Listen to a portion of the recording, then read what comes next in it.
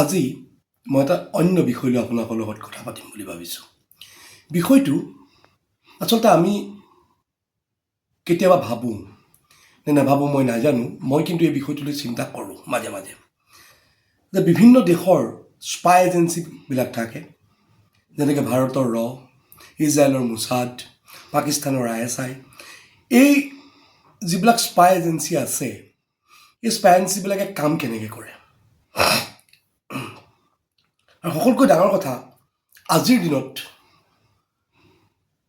এই স্পাই এজেঞ্চিৰ লগত কেইটামান শব্দ খুব সঘনে শুনা যায়।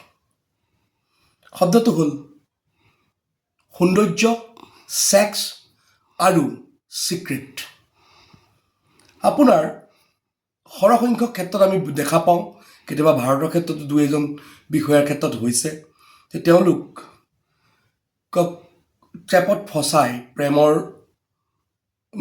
জালেৰে ট্ৰেপত ফচাই তেওঁলোকৰ পৰা কিছুমান ইনফৰ্মেশ্যন কালেক্ট কৰে। তেনেধৰণৰ সৰু সৰু দুই এটা ঘটনা মই আপোনালোকৰ লগত আজি পাতিম বুলি ভাবিছোঁ। বহুতে হয়তো নামটো শুনিছে, বা নুশুনাসকলৰ কাৰণে নতুন হ'লেও নামটো হ'ল কেথৰিন পেৰেজ চাহাকডান, এগৰাকী ফ্ৰান্স মহিলা, ইহুদী, ইজৰাইলৰ ইহুদী মূলৰ।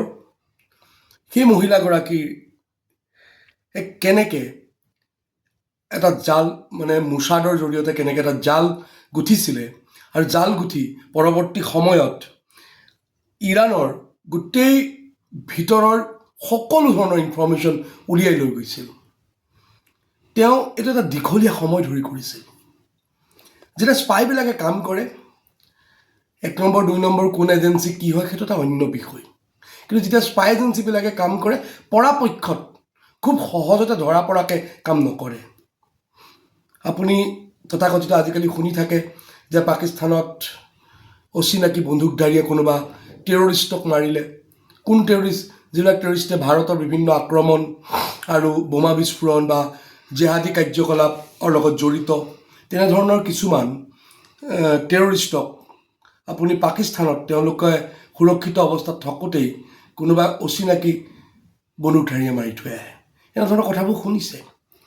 বিষয়টো কাৰোবাক আমি সন্দেহৰ চকুৰে চাব পাৰোঁ, কিন্তু খুব কম সংখ্যক ক্ষেত্ৰতে আমি এই বিষয়বিলাক ধৰা পৰে। তাৰ এটা খুব সুন্দৰ উদাহৰণ অজিত ডোভাল। অজিত ডোভাল পাকিস্তানত বহু বছৰ থাকি আহিলে, মুছলিমৰ বেশ লৈ বহু ইনফৰ্মেশ্যন লৈ আহিলে। বা তাৰোপৰি আমি ৰাজী চিনেমা চাইছোঁ, ৰাজীৰ যিটো কেৰেক্টাৰিষ্টিক্স, যিটো কেৰেক্টাৰ স্পাইগৰাকীৰ, মহিলাগৰাকীৰ, এইবিলাক সঁচা ঘটনা। তেনেকৈ অন্য দেশৰো যেতিয়া স্পাই নিয়োগ হয়, খুব সহজতে ধৰা নপৰে। এই কেথৰিন পেৰেজ চাহাকডান, যিগৰাকী মহিলা ফ্ৰান্সৰ আছিল, তেওঁ ইজৰাইলৰ মোছাদৰ প্লেনিঙত ইউনিভাৰ্চিটিত পঢ়ি থাকোঁতে খুব হাইলি কোৱালিফাইড ছোৱালী আছিল আৰু খুব সুন্দৰ আছিল। সেই মহিলাগৰাকীয়ে ইউনিভাৰ্চিটিত পঢ়ি থকা সময়তে এজন মুছলমান যুৱকক তেওঁলোকৰ জালত ফচাইছিলে, আৰু তেওঁলোকৰ প্ৰেমৰ সম্পৰ্ক হ'ল। ল'ৰাজনৰ কাৰণে হয়তো প্ৰেমৰে সম্পৰ্ক, কিন্তু ছোৱালীগৰাকীৰ কাৰণে সেইটো এটা ডিউটি আছিল। প্ৰেমৰ সম্পৰ্কৰ জৰিয়তে তেওঁ বিয়া হ'ল। বিয়া হৈ তেওঁ মুছলমান যিটো চুন্নী, সেই সম্প্ৰদায়লৈ তেওঁ নিজকে মহিলাগৰাকীয়ে ধৰ্মান্তৰিত কৰিলে। কৰাৰ পিছত তেওঁ মুছলমান ধৰ্মৰ ওপৰত খুব পঢ়া শুনা কৰিলে। মানুহৰ কাৰণে খুব সহজ বিষয়টো। তেওঁ যিহেতু ইহুদী আছিল, মুছলমান হ'ল, চুন্নী মুছলমান হ'ল, তেওঁ সেইকাৰণে কিতাপ পত্ৰ পঢ়িল, বিৰাট জ্ঞান আহৰণ কৰিলে। খুব সুখেৰে 10টা বছৰ পাৰ হৈ যোৱাৰ পাছত, সেই 10টা বছৰত তেওঁলোকৰ পৰিয়ালটো খুব সুখেৰে পাৰ হৈছিল। 2টা সন্তানো জন্ম হৈছিল। লাহে লাহে মহিলাগৰাকীয়ে তেওঁৰ স্বামীৰ লগত কাজিয়া পচাল কৰিবলৈ ল'লে। প্ৰকৃততে কথাটো হ'ল যে তেওঁ সেই 10 বছৰীয়া যিটো দীৰ্ঘম্যাদী সময়, সেই সময়খিনি আচলতে তেওঁ ডিউটিত আছিল। হয়তো তেওঁৰ স্বামীয়েহে তেওঁক প্ৰেম কৰি সংসাৰ কৰিছিল। 10 বছৰ 2টা সন্তান এৰি তেওঁ বিবাহ বিচ্ছেদ হৈ তেওঁ এগৰাকী সাংবাদিকৰ ভাও লৈ, কি সাংবাদিক? তেওঁ ধৰ্মীয় বিষয়ত আৰু ইৰাণৰ ৰাষ্ট্ৰৰ যিটো প্ৰেম, তাৰ ওপৰত লিখা মেলা কৰিলে। তেওঁ অৱশ্যে চুন্নীৰ পৰা চিয়া মুছলমান হ'ল। আপোনালোকে জানে যে ইৰাণ এখন চিয়া মুছলমান বাহুল্য দেশ। কিমান দীঘলীয়া প্লেনিং আপুনি চাওক। তেওঁ 2004 চনত তেওঁ সুন্নী মুছলমান হৈছে। পৰৱৰ্তী সময়ত এই গোটেই ঘটনাৰাজি কিন্তু প্ৰকাশ পাইছে 2025 চনত। এক দীঘলীয়া সময়।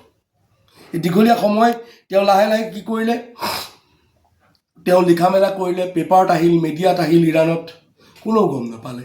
এজনকৈ সেনাৰ মুৰব্বীবিলাকৰ লগত, ৰাষ্ট্ৰৰ মন্ত্ৰী মদাগৰবিলাকৰ লগত তেওঁ সম্পৰ্ক লৈ আহিল। শেষত তেওঁ এটা সময় পালেহি যে ইৰাণী ছুপ্ৰিম লিডাৰ আয়াতুল্লাহ আলী খামেনেয়ীৰ কাষ চাপিবলৈ সক্ষম হ'ল। তেওঁ যেতিয়া সেই ইউনিভাৰ্চিটিত পঢ়ি আছিল, সেই ল'ৰাজনৰ লগত প্ৰেমৰ নাটক কৰিছিল, তেতিয়াৰ টাৰ্গেটে আছিল যে তেওঁৰ টাৰ্গেটটো আছিল ইৰাণী ছুপ্ৰিম লিডাৰ আয়াতুল্লাহ আলী খামেনেয়ী। কিন্তু সেই গোটেই সময়ছোৱাত তেওঁৰ ওচৰত পোৱালৈকে তেওঁ 100খনৰ অধিক বিভিন্ন ডাটা পোৱা যায়। অৱশ্যে ফিক্স 100খন বুলি ক'বলৈ অকণমান দিগদাৰ, কাৰণ এইবিলাক যিহেতু মানে স্পাইবিলাকে ঘটোৱা ঘটনা। প্ৰায় 100খনৰ ওচৰা-ওচৰি তেওঁ পুৰুষৰ লগত কণ্ট্ৰেকচুৱেল মেৰেজ কৰিছে। এগৰাকী উচ্চ শিক্ষিত মহিলা, অতি মানে সুন্দৰী, পঢ়া শুনাত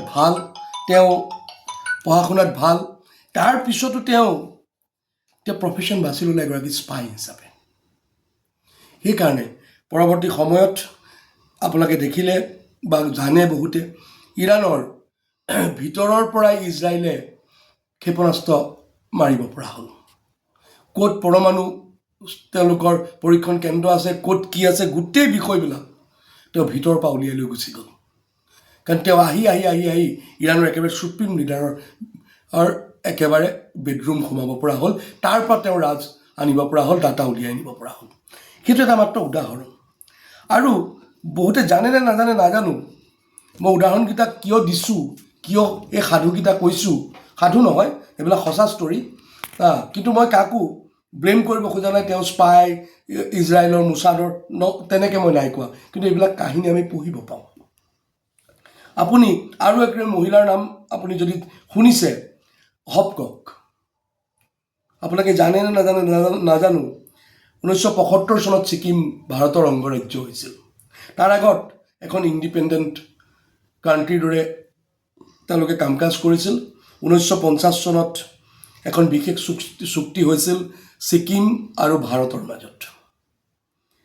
হপকক অৱশ্যে মই এই ভিডিঅ'টোৰ জৰিয়তে কেতিয়াও নকওঁ যে হপকক সঁচাকৈয়ে CIA এজেণ্ট বা আমেৰিকান এজেণ্ট আছিল। বহুবোৰ কিতাপ পত্ৰত, বহু তথ্যত বহুতে মতবোৰ বিভিন্ন। বহুতে কয় যে হয় তেওঁ CIA এজেণ্ট আছিল, কিছুমানে কয় যে তেওঁ CIA এজেণ্ট নাছিল। কিন্তু তেওঁলোকৰ যদি কাৰুকাৰ্যবিলাক আপুনি চায়, তে ক'ৰবাত নহয় ক'ৰবাত আপোনাৰ সন্দেহ উপজিব। তেওঁ 19 বছৰীয়া এগৰাকী মহিলা, সেই সময়ৰ ছিকিমৰ ৰজা 36 বছৰীয়া। 1959 চনত এখন দাৰ্জিলিঙৰ হোটেলত ৰজাই তেওঁক দেখিলে, পচন্দ হ'ল। আচলতে যদি CIA এজেণ্ট হয়, সেইটো it's a part of the plane. এই প্লেনটোৰ এটা পাৰ্ট হয়। সেই পিছত আপোনাৰ কি হ'ল, ৰজাই বিয়া প্ৰস্তাৱ দিলে, কাৰণ ৰজাৰ সেই সময়ত প্ৰথমগৰাকী এই পত্নীৰ মৃত্যু হৈছিল। এজৰ ডিফাৰেঞ্চ যথেষ্ট, তেওঁ বিয়া হ'ল। কিন্তু পৰৱৰ্তী সময়ত তেওঁ নিজকে ৰাণী হিচাপে ভাবি ছিকিমৰ এক্টিং তেনেকেই কৰিবলৈ ল'লে। আৰু খুব সঘনে তেওঁ CIA এজেঞ্চি, কেলকাতাত থকা CIA এজেণ্ট বা CIA অফিচৰ বা আমেৰিকান অফিচৰ এম্বেচি, দিল্লীত থকা আমেৰিকান এম্বেচি আৰু বিভিন্ন সময়ত অন্য জেগাতো আমেৰিকান এম্বেচিৰ লগত সঘন যোগাযোগ হ'বলৈ ধৰিলে। সেই সময়ত জনসাধাৰণে ছিকিমৰ ভাৰতৰ লগত আচলতে বিলয় হৈ যোৱাটো বিচাৰিছিল। তেওঁলোক ৰজাৰ অধীনত বৰ সুখী নাছিল। কিন্তু এই গোটেই কথাটোত এই হপকক যিগৰাকী ৰাণী, তেওঁ এগৰাকী আমেৰিকান মহিলা, তেওঁ ৰজাৰ কাষত থিয় হৈ ভাৰতৰ যাতে ছিকিম অংগৰাজ্য নহয় তাৰ কিন্তু ব্যৱস্থা কৰিছিল। ৰজাই এই ব্যৱস্থাটোক যেনেধৰণে আগবঢ়াই নিব লাগে নোহোৱাৰ কাৰণে ইণ্টাৰনেশ্যনেলি এটা মত গঠন কৰিবৰ কাৰণে কিন্তু গোটেই ব্যৱস্থাটো কৰিছিলে হপককে। সেইকাৰণে সেই বিষয়টো আপুনি উইলিয়াম ব্ৰাউনৰ এখন কিতাপত এই বিষয়টোৰ বিষয়ে আপোনালোকে পাব। কিন্তু যেতিয়া 1973 চনত এনেকুৱা এটা পৰিস্থিতি আহিল যে ভাৰতৰ অংগৰাজ্য হোৱাটো প্ৰায় নিশ্চিত হ'ল, সেই সময়ত কিন্তু সেই ৰাণী ইমান সুন্দৰকৈ থকা হপককে কিন্তু ছিকিম সদায়ৰ বাবে এৰি গুচি গ'ল। এতিয়া আমি ক'ৰবাত তাত বিভিন্ন আপোনালোকৰ ডাটা আছে সময় কিয় তেওঁক ভবা যায়, বিশেষকৈ ইণ্টাৰনেশ্যনেল যিটো প্ৰেছাৰ ক্ৰিয়েট কৰিব লাগে ছিকিম যাতে ভাৰতৰ অংগৰাজ্য নহওক, তাৰ কিন্তু এই গোটেই প্ৰেছাৰটোৰ কাৰণে গোটেই কামখিনি কৰিছিল হপককে। সেইকাৰণে তেওঁক বহুতে CIA এজেণ্ট হিচাপে কয়। এনেধৰণৰ ঘটনা আমাৰ বহুতৰ মনত আছে। মই কাকো ইয়াত CIA এজেণ্ট কোনোবা আপোনাৰ ISI এজেণ্ট বুলি ক'ব খোজা নাই, কিন্তু তাৰ লগতে মই দুটামান আপোনালোকক কাহিনী ক'ব খোজোঁ। কিন্তু এই কথাটো মই বাৰে বাৰে ৰিপিট কৰিছোঁ যে ইয়াৰ দ্বাৰা কিন্তু মই কাকো এজেণ্ট হিচাপে আখ্যা দিয়া নাই। আৰু মোৰ ওচৰত মই খালি সন্দেহৰ আৱৰ্তত এই কথাবিলাক। মই এটা সৰু কথা কওঁ, আপোনালোকে জানে চাগে 1961 চনত ছোনিয়া গান্ধী আপোনাৰ ৰাজীৱ গান্ধী ডাঙৰীয়াৰ লগত বিবাহপাশত আবদ্ধ হৈছিল। এণ্টনিঅ' মাইনো নামটো আছিল, পিছত ছোনিয়া গান্ধী হ'ল। তেওঁৰ যদিও ভোটৰ লিষ্টত বিয়াৰ পিছতে নাম আহিছিল, কিন্তু নাগৰিকত্ব গ্ৰহণ কৰোঁতে ছোনিয়া গান্ধী ডাঙৰীয়াক 15 বছৰ সময় লাগিছিল। এতিয়া এই ডাটাটোত কিন্তু মই আপোনালোকৰ আগত কৈছোঁ যদিও কোনো বুকছৰ ৰেফাৰেঞ্চ মই আপোনালোকক দিব পৰা নাই। সেইকাৰণে এই বিষয়টোত এটা প্ৰশ্নবোধক আছে। কোনো ডাটাত ক'ৰবাত ইউটিউবৰ কোনোবা বিশেষ লিংকত পোৱা যায় যে তেওঁ বিয়াৰ পিছতেই ছোনিয়া গান্ধী ডাঙৰীয়ানে ইছৰোৰ কাৰ্যালয় ইছৰোৰ মানে অফিচত তেওঁ ভ্ৰমণৰ কাৰণে ইচ্ছা প্ৰকাশ কৰিছিল। তাৰ এখন ফটো পোৱা যায় বিশেষ, বহুতে সেই ফটোখনক আচলতে ডিমাণ্ড কৰে যে ইছৰোৰ ভিজিটৰ সময়ৰ ফটো বুলি। কিন্তু সেই সময়ত কিন্তু যি আপোনাৰ ভ্ৰমণ হ'ল, যদি হৈছিলে, আই এম নট কনফাৰ্ম, যদি হৈছিল তাৰ 3 বছৰৰ পিছত আমাৰ সেই সময়ৰ ইছৰোৰ মুৰব্বীজনৰ মৃত্যু ঘটিছিল। এই ধৰণৰ কথাবিলাক ডক্টৰ বিক্ৰম আম্বালা চাৰাভাই, আমাৰ বহু বিজ্ঞানিকৰ মৃত্যু ঘটিছে। কোনবিলাক বিজ্ঞানীৰ মৃত্যু ঘটিছে? যিবিলাক বিজ্ঞানীয়ে ভাৰতৰ পৰমাণু বোমা বা তেনেকুৱা ধৰণৰ আৱিষ্কাৰৰ লগত জড়িত থাকে, বা যি বিজ্ঞানীয়ে আমেৰিকা বা বিভিন্ন ডিপ ষ্টেটৰ প্ৰেছাৰত আহি কাম কৰিব নোখোজে। কিয় মৃত্যু হ'ল চাৰাভাইৰ মই নাজানো, বা এই কথাবিলাক তেনেকৈ মৃত্যু হোৱা আজি লাল বাহাদুৰ শাস্ত্ৰীৰ মৃত্যু ৰহস্যৰ আৱৰ্তত, তেওঁৰো মৃত্যু ৰহস্যৰ আৱৰ্তত। কিন্তু বহুতে এনেধৰণৰ কথাবিলাক ক'ব খোজে ক'ৰবাত ছোনিয়া গান্ধীৰ সেই ভ্ৰমণ আৰু বিক্ৰম আম্বালা চাৰাভাইৰ মৃত্যুৰ লগত ক'ৰবাত কোনোবাই সংযোগ কৰিব খোজে।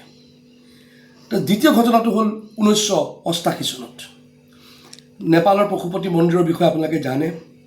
ছোনিয়া গান্ধী ডাঙৰীয়া ৰাজীৱ গান্ধী ডাঙৰীয়াৰ লগত পশুপতি মন্দিৰলৈ গৈছিল। কিন্তু পশুপতি মন্দিৰৰ সেই সময়ৰ পশুপতি মন্দিৰে ইভেন ৰাজীৱ গান্ধী ডাঙৰীয়াই নেপালৰ ৰজাক ৰিকুৱেষ্ট কৰাৰ পাছতো তাত তেওঁ হিন্দু নহয় বুলি ছোনিয়া গান্ধী ডাঙৰীয়াক আনি সোমাবলৈ নিদিলে। তাৰ প্ৰতিশোধ হিচাপে ৰাজীৱ গান্ধী ডাঙৰীয়াই নেপালৰ লগত আজিৰ দিনত আপুনি যদি যাক টেৰিফ বুলি আমি কওঁ, টেৰিফৰ দৰে ঘটনা ঘটিল, যাৰ কাৰণে নেপালৰ ইকনমি যথেষ্ট ডাউন হৈ গ'ল। যিটো সময়ত 1988 চনত নেপালৰ গ্ৰ'থ ৰেট 10% আছিল ইকনমিক গ্ৰ'থ ৰেট, পৰৱৰ্তী সময়ত কিন্তু ৰাজীৱ গান্ধী ডাঙৰীয়াৰ এনেধৰণৰ পদক্ষেপ কিছুমানৰ কাৰণে 1%লৈ নামিল। আৰু তেতিয়াই নেপাল আৰু ভাৰতৰ যি সম্পৰ্ক 1988 চনত আছিল, সেই সম্পৰ্ক কিন্তু পৰৱৰ্তী সময়ত আমাৰ একে হৈ নাথাকিল। আৰু এই ধৰণৰ কথাবিলাক পৰৱৰ্তী সময়তো কিন্তু বহু চেষ্টা কৰাৰ পাছতো কিন্তু আজিও নেপালৰ লগত সম্পৰ্ক সেই 1988 চনৰ যিটো সম্পৰ্ক, সেই সম্পৰ্ক আমি ঘূৰাই আনিব পৰা নাই। ক'ৰবাত কেতিয়াবা যদি হয় খুব আমাৰ ভাল সম্পৰ্ক, কেতিয়াবা চাইনাৰ ফালে অকণমান তেওঁলোক যেন বেকা হৈ যায়, এনেধৰণৰ ঘটনাবিলাক আমাৰ চকুত পৰে। সেইকাৰণে সেই ধৰণৰ ঘটনাবিলাকত ক'ৰবাত কেতিয়াবা মই কেতিয়াও নকওঁ যে ছোনিয়া গান্ধী ডাঙৰীয়াৰ ওপৰত এনেধৰণৰ বৃহৎ আৰোপ, কিন্তু বিভিন্ন ধৰণৰ ইউটিউববিলাকত বা কিতাপ পত্ৰত ক'ৰবাত সন্দেহৰ এটা আঙুলি কিন্তু তো খায়। আপোনাক চতুৰ্থ কেৰেক্টাৰটো কওঁ, আজিৰ দিনত সকলোতকৈ চৰ্চিত নাম এলিজাবেথ কৌল-বাৰ্ণ গগৈ। আপোনালোকক কাকো কোৱাৰ চাগে প্ৰয়োজন আজি নহ'ব, যিহেতু আজিৰ দিনত অসমীয়া নিউজ চেনেল আৰু সকলোতে কিন্তু আপোনাৰ এই নামটো অতিকৈ চৰ্চিত হৈ আছে। তেওঁ কোন হয়? তেওঁ গৌৰৱ গগৈৰ পত্নী। তেওঁ পাকিস্তানত এবছৰ কাম কৰিছে, লিড পাকিস্তানৰ লগত। কাৰ লগত কাম কৰিছে? আপোনাৰ সেই এলিজাবেথ কৌল-বাৰ্ণ গগৈ ডাঙৰীয়ানীয়ে কাৰ লগত কাম কৰিছে? আলী টকিজ শ্বেখ, যি লিড পাকিস্তানৰ CEO। আৰু কোন হয় আলী টকিজ শ্বেখ? সেইজন ব্যক্তি যিজন ব্যক্তিয়ে অসমৰ ক্ষেত্ৰত কি বুলি কৈছে? Assam is a unfinished agenda of division of Pakistan and India. মানে তেওঁ অসমক পাকিস্তানৰ অংগ কৰাৰ সপোন আজিও দেখি আছে। বিভিন্ন সময়ত CAৰ সময়ত বিশ্বৰ বিভিন্ন কোণত তেওঁ ভ্ৰমণ কৰি এই আলী টকিজ শ্বেখেই জনমত গঠনৰ চেষ্টা কৰিছিল ভাৰতৰ বিৰুদ্ধে। তেনে এজন ব্যক্তিৰ লগত কাম কৰিছে। তাৰপিছত কি হৈছে? তেওঁ তাৰপিছত লিড ইণ্ডিয়ালৈ গুচি আহিছে। It's a same type of network. এটা পেৰেণ্ট NGO আছে, তাৰ আণ্ডাৰত NGOবিলাক, যদিও it's acting like a individual NGO, কিন্তু it's a same network. Lead ইণ্ডিয়ালৈ আহিছে। তাত বিশেষকৈ দুটা বস্তু দৃষ্টিগোচৰ হৈছে।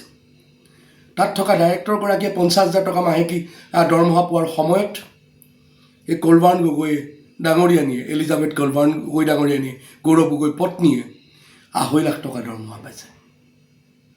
আমি এনেধৰণৰ ঘটনা বিৰল। মোৰ সদায় ছিনিয়ৰজনে বেছি দৰমহা পায়, ইয়াত জুনিয়ৰজনে বেছি দৰমহা পাইছে, তাকো 5 গুণ। তাৰপিছত আপোনাৰ কি হৈছে? তেওঁৰ ৰিপৰ্টিং অথৰিটি, কিন্তু যদিও তেওঁ লিড ইণ্ডিয়ালৈ গুচি আহিল, কিন্তু তেওঁৰ ৰিপৰ্টিং অথৰিটি তেওঁ কি হৈছে? আলী টকিজ শ্বেখেই হ'ল। তাৰপিছত ভয়ংকৰ কথাটো হৈছে কি, যে লিড ইণ্ডিয়াই তেওঁক দিয়া পইচা যিটো দিছে, ধনৰাশি যিটো দিব দৰমহা হিচাপে, সেই ধনৰাশি কাৰ পৰা লৈছে? তেওঁলোকে লিড পাকিস্তানৰ পৰা লৈছে। এনে কি ইমাৰ্জেঞ্চি হ'ল তেওঁক এপইণ্ট কৰাৰ স্বাৰ্থত লিড পাকিস্তানৰ পৰা পইচা লৈ লিড ইণ্ডিয়াই এলিজাবেথ কৌল-বাৰ্ণ গগৈক দিব লগা হ'ল? তাত আৰু ৰহস্যটো সকলোৱে আচৰিত হয়। তাতোতকৈ ডাঙৰ কথাটো হ'ল, তেওঁ যিটো সময়ত লিড ইণ্ডিয়াত কাম কৰি আছে, সেই সময়ত তেওঁ 45 পৃষ্ঠা জোৰা এটা ৰিপৰ্ট দিছে আলী টকিজ শ্বেখক, যে আৰু IBৰ বিষয়ে উল্লেখ আছে, IBৰ ৰিপৰ্টৰ বিষয়ে উল্লেখ আছে, ভাৰতৰ চেণ্ট্ৰেল গভৰ্ণমেণ্ট সলনি হোৱাৰ পিছত ইয়াত কাম কৰাৰ অসুবিধাৰ বিষয়ে তেওঁ উল্লেখ কৰিছে। আৰু তেওঁ এটা ৰাস্তা দিছে যে পৰৱৰ্তী কামসমূহ তেওঁ মিউনিচিপালিটি পৰ্যায় বা ৰাজ্য চৰকাৰৰ লগত কৰিব। আমি নাই কোৱা তেখেত এজেণ্ট বুলি, CIAৰ এজেণ্ট বা কোনোবা লণ্ডনৰ তেওঁ ডিপ ষ্টেটৰ এজেণ্ট বুলি কোৱা নাই, বা ISIৰ এজেণ্ট বুলি আমি নাই কোৱা। কিন্তু এই ধৰণৰ কথাবিলাকে ক'ৰবাত সন্দেহত আঙুলি নুটুৱাইনে? নিশ্চিত। আগৰ পুৰণা দুটা কাহিনী ক'লোঁ আপোনালোকক, সেই দুটা কাহিনী প্ৰমাণিত কাহিনী, লিখা আছে। কিন্তু বাকী এই ঘটনাবিলাক আমি ক'ৰবাত সন্দেহ কৰি কথাবিলাক কৈছোঁ। এনেধৰণৰ ঘটনাত ক'ৰবাত কেনেবাকৈ এলিজাবেথ কৌল-বাৰ্ণ গগৈৰ সেই এটা বৃহৎ জালৰ মাজত গৌৰৱ গগৈ ক'ৰবাত সুমুৱাই লৈছে নেকি? নহ'লে গৌৰৱ গগৈৰ দৰে ব্যক্তি, যি অসমৰ 3বাৰৰ মুখ্যমন্ত্ৰী তৰুণ গগৈৰ পুত্ৰ, এটা সম্ভ্ৰান্ত পৰিয়াল, শিক্ষা দীক্ষা থকা পৰিয়াল, এটা ভাল পৰিয়ালৰ সন্তান। এনেধৰণৰ আজিৰ দিনত SITৰ এনকুৱাৰী চলি আছে। পৰৱৰ্তী সময়ত নেশ্যনেল এজেঞ্চিৰ এনকুৱাৰী হ'ব। আশা কৰিছোঁ যে গৌৰৱ গগৈ ISR এজেণ্ট নহওক, ভগৱানৰ ওচৰত মই প্ৰাৰ্থনা কৰিছোঁ। নহ'লে আমি অসমীয়া হিচাপে অতি দুখ পাম। কিন্তু ক'ৰবাত এনেধৰণৰ সন্দেহৰ কথাবিলাক আঙুলিত উঠায়। আজিৰ দিনত সেই আগৰ কাহিনীটোত মই আপোনালোকক কৈছোঁৱেই যে সৌন্দৰ্য, ছেক্স, পইচা আৰু এটা এজেঞ্চিৰ বৃহৎ মায়াজাল। প্ৰশ্ন আপোনালোকলৈ এৰি দিলোঁ, অসমৰ ৰাইজলৈ। মই কোনো কাৰণতে ক'ব খোজা নাই ছোনিয়া গান্ধী ডাঙৰীয়ানীয়ে হওক বা কুলৱাৰ্ণ গগৈ ডাঙৰীয়ানীয়ে হওক বা সেই সময়ৰ ছিকিমৰ ৰাণীয়ে হওক, কাকো মই এজেণ্ট হিচাপে ক'ব খোজা নাই কোনো, কিন্তু ক'ৰবাত সন্দেহৰ আঙুলি টোকায়। নমস্কাৰ।